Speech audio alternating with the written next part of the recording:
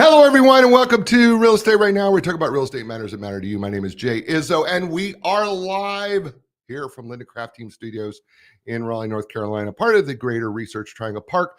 Today's show, we're going to talk about landscaping, and we brought him back. Everybody said, oh, who was that? Who was the guy that you had on the landscaping show, the last landscaping show? And I said, oh, his name's Michael McCarthy. He's with Yardology Landscaping Services. And they said, he's really, really good. And I go, yeah, he really is really good. And then here's the other thing that I learned about Michael is that he loves doing this. So he enjoys it. So a lot of people don't always enjoy it. You enjoy it. So thanks for coming back on the show. I really appreciate it. Yes, sir. I'm glad to be here. So we live in North Carolina, and right now we're in the middle of hurricane season. Yes.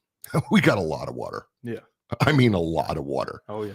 So when it comes to treating grasses, when we've got so much water, what do you recommend that we do? Yeah. So, essentially there's different ways that you can look at it. So I would say that, when it comes to your cool season grasses like fescue, Kentucky, I would recommend aeration. Mm-hmm. Aeration is a perfect time right now, especially with the hurricane season. Really? Even with this much water? Well, without the water that's coming, but I would say after the fact. If you have a lot of rain, like on Friday, I would say, just don't put anything down. I wouldn't treat it during a lot of rain. So don't treat it. No. Do we still aerate though? Should we still try to? I would aerate after the fact or before the fact. I wouldn't aerate when we have, a lot of saturation in the ground, because that's just messy. Okay. So when there's too much water? Too much water is when you go out there and you step on it and, it just feels like a wet sponge. You step on it and it compresses in. You can even use your finger. And if you push down into it and it goes, up to about an inch, you can tell like, okay, my ground's okay. Really don't aerate during that time. No, if we're there. Because aeration with cold season grasses, which is really important right now, is taking plugs and it's, basically treating your grass like a sponge, because that's what it is. Right. So it opens it up and lets it breathe. So it helps with that water flow. So the cold weather grasses. Yes. Let's identify those again. Yes. So we have fescue, Kentucky bluegrass, and a few other that I'm kind of freezing to remember right now. Okay. But the popular ones are like fescue and Kentucky bluegrass. So. Okay. What about the other side of the grasses? So the warm season grasses. Yeah. So essentially you're aerating cold season grasses because they were stressed throughout the hot parts of the year because, the climate that they thrive in is more cooler. So you're kind of giving them a time to, recover. So, aeration for warm season grasses, I mean, I'm sure you could do, but it's just not really popular when it's getting colder. The cold season grasses are definitely more susceptible to aeration. So what are warm season grasses? Give us an example or two. Yeah. So, we have Bermuda, and then, Bermuda is definitely a real popular one. Zoysia grass is definitely a popular one as well. Zoysia. Yeah, so those are really the two that I rock with. Is Bermuda. Yeah, well, that's what we see mostly here, right? Yes. It's Bermuda and Zoysia. Yes. So what about treatment in the wet weather that we have now? What do you do with those grasses? Or you just leave them alone? Yeah, so if it's super wet, I would honestly just leave them alone. Like if you have, a threat of a lot of rain coming in that's above average, like this hurricane that's coming through Friday, y'all, it's going to be a lot of rain that we don't usually see in that short of time. So I wouldn't put anything granular. I wouldn't put anything liquid out because you risk the chance of it being runoff, running into your neighbor's yard or running into the street and just, not being effective. So you talked about treatments for these grasses. What kind of treatments are we talking about that we typically do if conditions were normal? Yes. So with conditions that are normal, now would be a perfect time to talk with your local landscaper. Or do some research yourself at a landscape supply.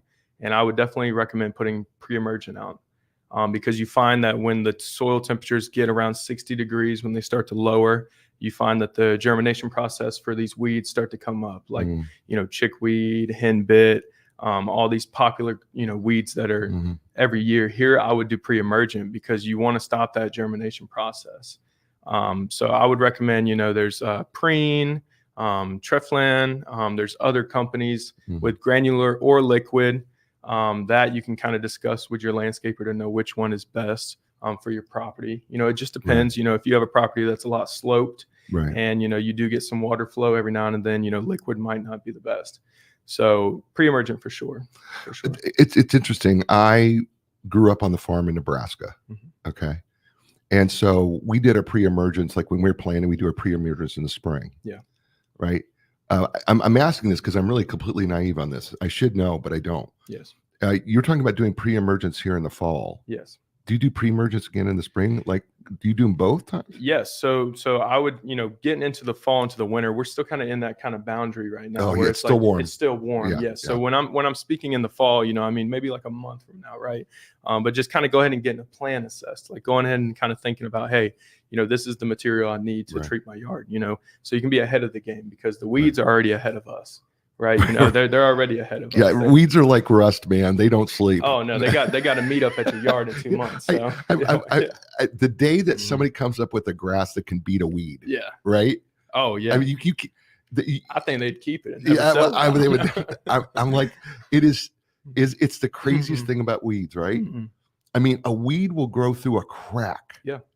In a sidewalk. Yeah. Right? I mean, when I last came on, I said it was the best plant ever. Yeah, right. That's right. You did. You said it's the best plant ever. Yeah. It just amazes me that what weeds can do, and all of them. Yes. It's not just one. No, there's so many different varieties, and then this watergrass and crabgrass stuff that we have here, and that's what we're treating. That's that pre-emergent that's kind of helping for the spring, because when you kind of get a hold of it in the winter, you can knock them out. And then I would recommend having a post-emergent too. A post-emergent is always important because no matter how hard you try, you're going to have ones that come through. I mean, these have been developed over decades and decades of weed treatment, of growth, of evolution. Right. In such a short span of time, that we're kind of working against ourselves. When we develop these pre and post emergence, we're eliminating the factor of having weeds in your yard. Right. But we're also increasing the chances that the next batch is stronger. So it's kind of like an ever going, almost like a yard race. Okay. All right. You just threw out something that I don't think I've ever heard, and that's post. Yes. Emergence. Yes. So I get the pre because we're trying to prevent it. Explain post. Post is when you have the germination. Post is when post is a visual thing. Post is when you go out in your yard and you see it already grown. It's too late. It's already germinated. It's already developed. So post is when it's gonna, eliminate right there live. So is there a distance of time between pre and post that we're looking for? How does that work? I mean, I would always ask your local landscaper just based on your property, right? But I mean, you would put the pre-emergent out first, and then after a few weeks, you'll notice that your yard will look better. It will have less weeds, and then the ones that come through, you kind of just spot spray with a post. Okay, so it's a spot spray. It's not, you're not covering the entire yard. I mean, you can get granular, but a lot of the times it's more of like a spot spray. Like you're walking down your driveway, you see one popping up, some crabgrass. So, all right. So you talked about granular versus liquid treatments on grass. And I think this is a fascinating argument because I think you have some people who argue granular, and you have other people who say, no, you want the liquid, you want to get into the soil immediately. And so what is the rule of thumb for whether you should use granular or whether you should use liquid? Practicality. I mean, if you're going to spray your yard with liquid, you have to worry about, your pets and stuff like that. But it's also efficiency. So with granular, you have a longer span of time that it's sitting in your grass and then it's breaking down. So, the efficiency is stretched out longer versus you have liquid, which is more impactful and it hits right to the target and it's more potent in a way because it just goes straight to the source, right? So I would say that liquid is something that, if you're serious and you want it to be really effective, but then you have that chance of, like you're saying, with the hurricane season and with, the rain that we get in the fall, it could really hurt you if you put a lot of liquid out. Because we're saturating that strength of that. Yes. And with a wet soil, that could affect it as well. So anything that can grab it and carry it. So. Right. Yeah. Got it. Well, and then the granular, here's the danger probably with the granular. Correct me if I'm wrong. I'm just thinking through this out loud. That you put down the granular, it takes longer for it to really break down. Yes.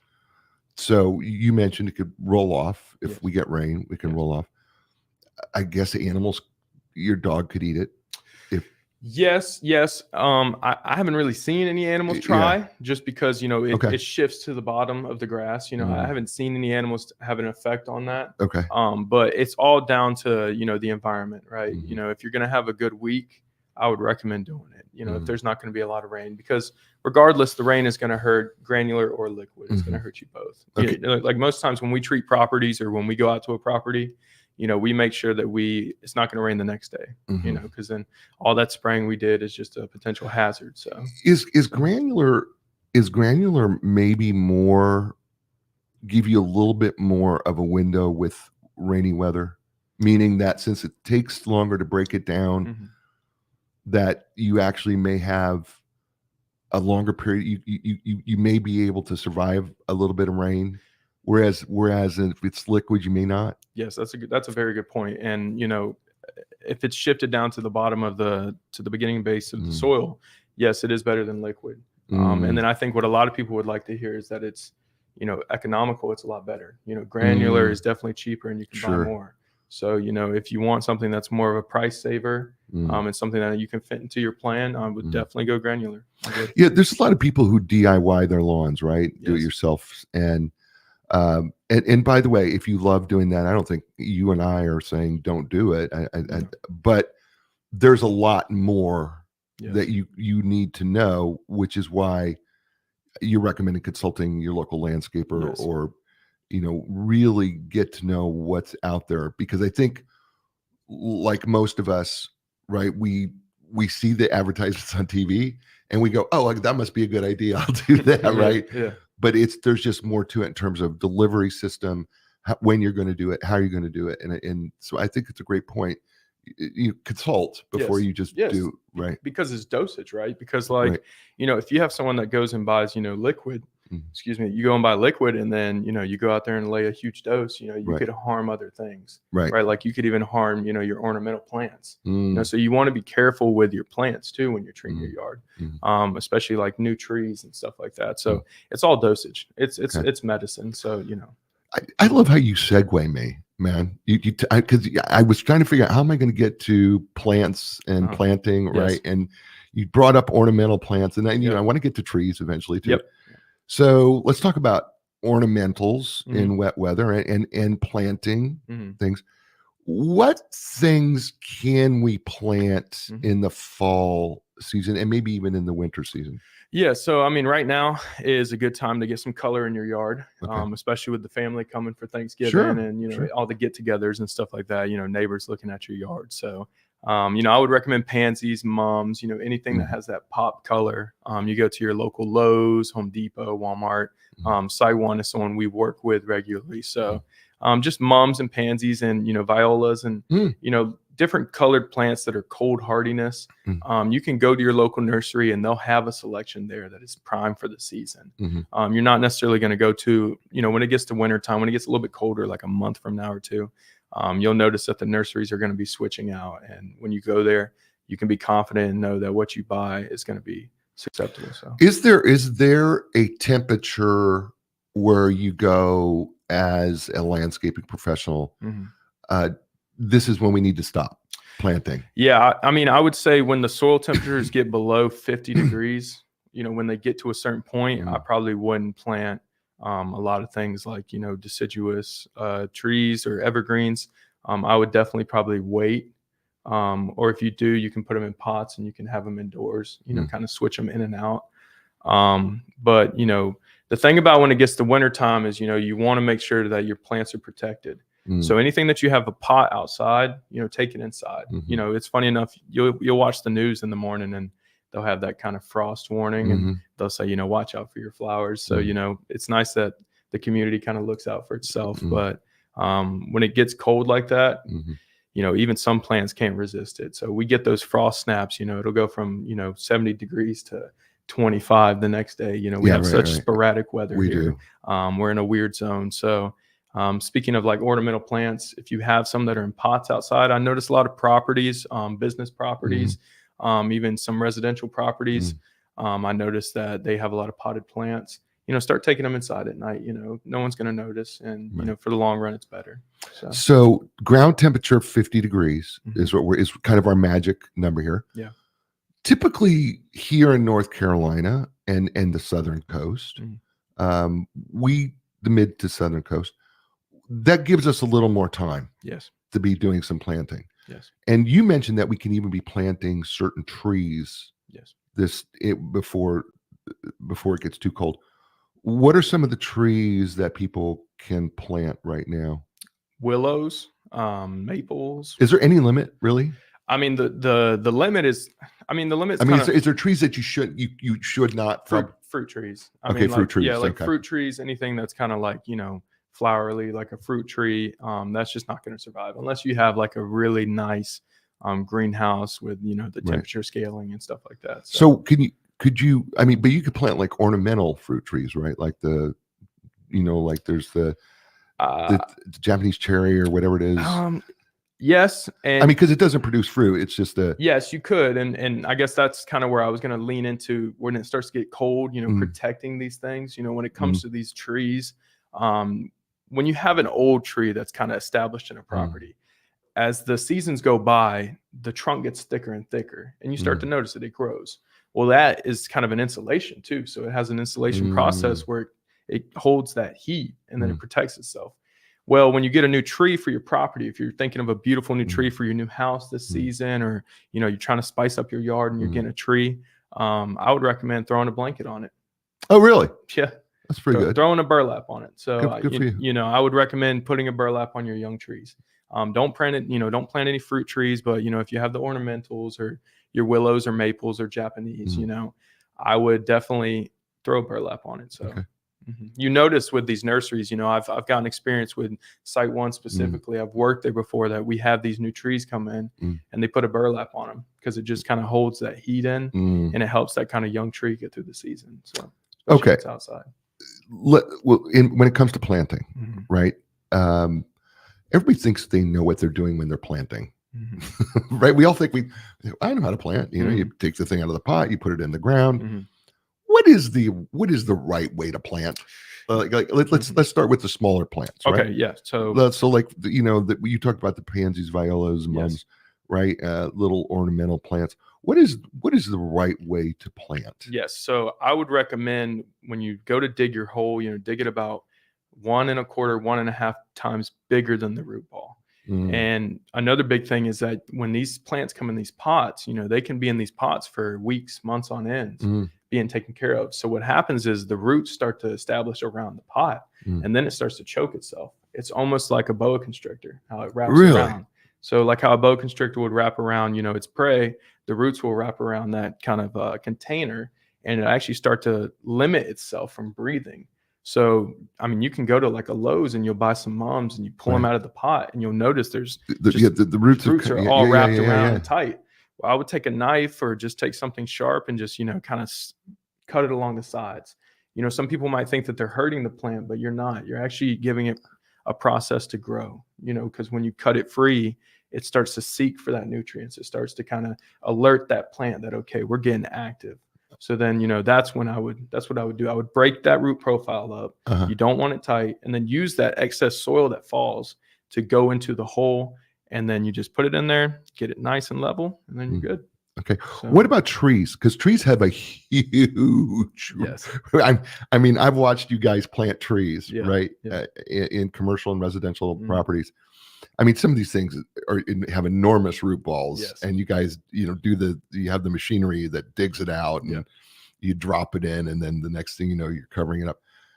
Talk to us about planting trees and why that may be different, and how we need to handle that if we're doing that on our own. Yeah, 100%. So, when it comes to planting trees, you want to have that kind of 1.5 times size of a hole. You want to have a little bit of a bigger hole.